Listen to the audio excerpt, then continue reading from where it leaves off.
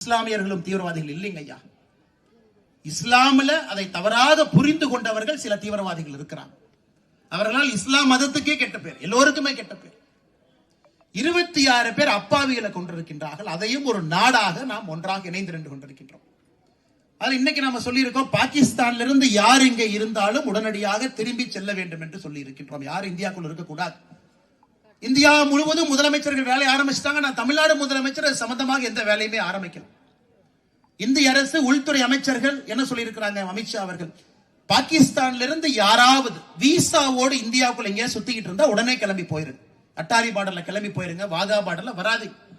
அதற்கு பேச்சு மூச்சு இல்லாம நம்முடைய முதலமைச்சர் இருக்கிறாங்க. அப்ப என்ன, நீங்க தீவிரவாதத்தை ஆதரிக்கிறீங்களா?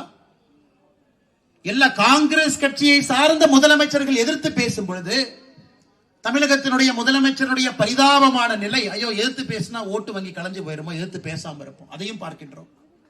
அதையும்